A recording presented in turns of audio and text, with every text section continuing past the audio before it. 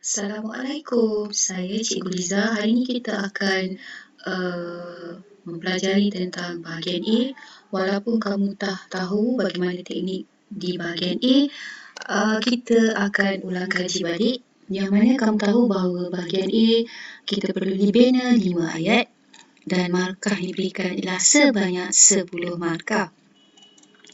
Perlu ingat bahawa bahagian A menulis 5 ayat dengan perluasan subjek dan perluasan predikat. Bahagian A, kita perlu memindahkan maklumat daripada bahan grafik yang diberi, soalan berbentuk gambar, tiada had bilangan patah perkataan tetapi terhad kepada 5 ayat sahaja. Walaupun kamu bina 5, 6 atau 7 ayat, tetapi kita hanya akan memeriksa 5 ayat di bahagian atas. Perlu ingat, tak perlu membazirkan masa untuk membina lebih dari 5 ayat. Bahan rangsangan yang biasa diberikan adalah bentuk graf, carta, gambar, bersiri atau tunggal, peta pemikiran dan lain-lain. Ayat yang dibina mestilah bersesuaian dan merujuk gambar sahaja. Ayat yang dibina mestilah mempunyai subjek, predikat dan keterangan. Barulah ayat itu dikatakan gramatis. Baca dan fahami kehendak atau arahan soalan. Garisi kata kunci soalan. Lihat dan analisis bahan rangsangan yang diberi. Teliti sama ada bahan rangsangan yang diberi ialah gambar tunggal, gambar bersiri, peta atau sebagainya. 5 ayat yang dibina mestilah jelas dan boleh difahami. Barulah ayat itu dikatakan gramatis. Perkataan dalam ayat tidak berulang. Kamu perlu ingat bahawa perkataan yang digunakan perlulah sesuai dengan gambar yang diberikan. Perkataan telah dan akan tidak boleh digunakan semasa membina ayat di bahagian A. Permulaan ayat mestilah ditulis dengan huruf besar dan diakhiri dengan noktah. Jika menggunakan kata nama khas, pastikan kamu menggunakan huruf besar.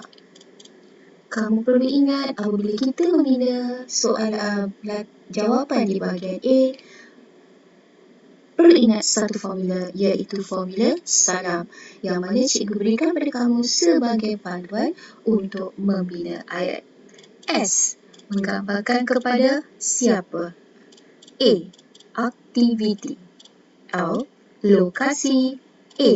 Alatan dan M. Mengapa? Kenapa saya merahkan lokasi dan alatan? Kerana lokasi dan alatan ini hanyalah pilihan sahaja, tidak semestinya diletakkan dalam setiap ayat. Ini ialah kotak formula bagaimana kita membina ayat. Yang mana dalam kotak pertama kita letakkan siapa atau apa yang kamu perlu bagi watak. Atau kamu juga boleh tulis seorang murid. Tetapi perlu ingat, takkanlah daripada soalan jawab A, jawapan nombor 1 kamu bina ayat sampai nombor 5, seorang murid, seorang murid, seorang murid. Kita pelbagaikan watak. Diikuti dengan kotak kedua sedang. Sedang ini adalah pilihan. Kenapa saya kata pilihan? Tidak semestinya daripada nombor 1, 2, 3, 4 dan 5, semua kena letak sedang. Kamu boleh pilih sama ada selang-seli ataupun tidak. Perlu tulis pun tidak mengapa. Yang penting perlu ada aktiviti, iaitu kata kerja, dan untuk jadikan dia lebih gramatis, sambungkan dengan menggunakan kata hubung untuk atau agar atau supaya dan tanya mengapa dia melakukan aktiviti tersebut. Barulah kita boleh buat keterangan bagi ayat ini panjang atau ayat lebih gramatis. Alatan dan lokasi ini adalah pilihan. Tidak semestinya setiap nombor 1, 2, 3, 4 dan 5 perlu letakkan alatan dan lokasi. Okey. Apabila kamu mendapat soalan, perkara pertama yang perlu kamu buat ialah baca arahan. Gambar di bawah menunjukkan situasi di dalam zoo. Tulis 5 ayat yang lengkap tentang gambar tersebut dan gariskan kata kunci soalan. Kata kunci soalan ini ialah situasi di dalam zoo. Dan perkara seterusnya, lihat gambar dan bulatkan aktiviti, nomborkan dan tuliskan kata kerja. Seperti yang saya buat, gambar pertama saya bulatkan dan cikgu tulis mendayung sampan. Gambar yang kedua, memberi ikan makan atau menabur makanan ikan. Gambar yang ketiga, melihat monyet. Gambar yang keempat, saya beri mengambil atau merangkai gambar. Gambar yang kelima, membersihkan najis. Walaupun kamu nampak ada lagi aktiviti, terpulang pada kamu mana-mana aktiviti, janji ada 5 aktiviti. Ini ialah contoh jawapan berdasarkan kata kerja yang cikgu dapat sebentar tadi. 1. Aiman mendayung sampan sambil bersia-sia bersama Tino di sekitar tasik untuk menikmati pemandangan di sekitar zoo. 2. Yusuf dan Era sedang menabur makanan ikan untuk diberikan kepada ikan-ikan di dalam tasik. 3. Nabil dan Ahmad melihat monyet yang terdapat di dalam sangkar sambil berbual-bual. 4. Syazwan mengambil gambar sekawan zirafah di zoo sebagai kenangan. Dan 5. Pekerja zoo membersihkan najis di dalam kandang agar kandang kelihatan bersih.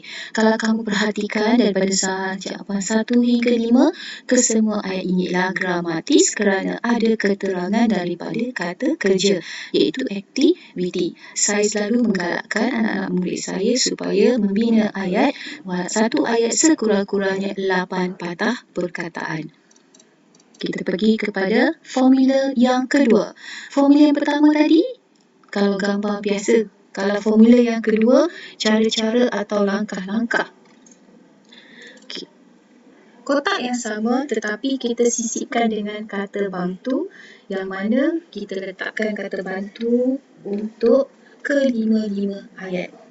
Kata bantu yang pertama, mesti, hendaklah, perlu, patut, sewajarnya. Subjek apa dan siapa, kita boleh letak kita ataupun seorang pelajar, jiran, terpulang, bergantung kepada kehendak soalan.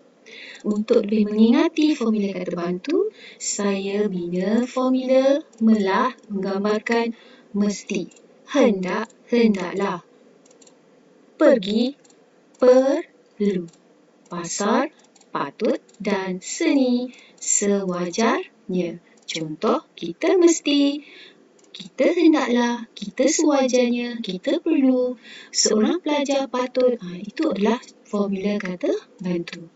Okey, ini adalah soalan berkaitan dengan formula sebentar tadi yang cikgu tunjukkan. Perkara pertama, macam biasa, kita perlu baca soalan. Gambar di bawah menunjukkan ciri-ciri keselamatan yang perlu diamalkan untuk mengelakkan berlakunya kemalangan. Tulis 5 ayat lengkap tentang ciri-ciri keselamatan yang perlu diamalkan untuk mengelakkan berlakunya kemalangan berdasarkan gambar. Perkara kedua, kita garis. Garis apakah kehendak soalan? Kehendak soalan ialah ciri-ciri keselamatan yang perlu diamalkan. So, kita nampak di sini ada 5 aktiviti. Nak kata aktiviti, tak aktiviti. Kamu kena bina aktiviti lah. Ini macam jejantan ke aktiviti kan. So, kamu kena bina. So, satu, apa yang dibuat supaya keselamatan yang kita perlu amalkan?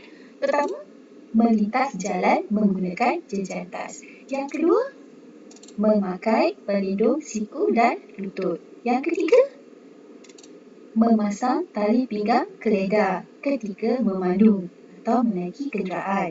Yang keempat, mengikat topi keledar dengan betul. Sebab topi keledar ni bukan aktiviti. So, kita kena bagi aktiviti lah. Dan yang kelima, memastikan memakai jaket keselamatan ketika menaiki bot. Nampak tak kat situ?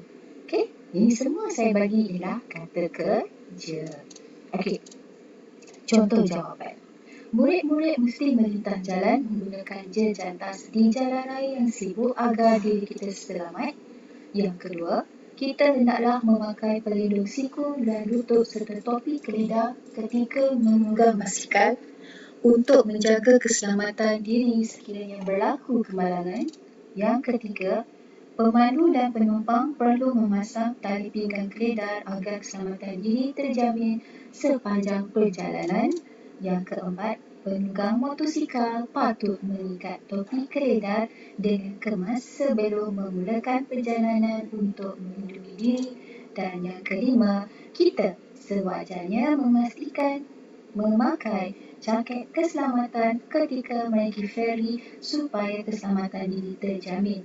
Cuba kamu perhatikan saya menggunakan kata bantu mesti, hendaklah, perlu, patut, sewajarnya. Subjeknya, murid-murid kita, pemandu dan penumpang, penunggang motosikal kita. Nampak kat situ? Ada pelbagai bentuk subjek. Ini boleh dapat lihatlah grama. Cikgu harap murid-murid dapat menjawab soalan yang cikgu berikan dan selamat menjawab.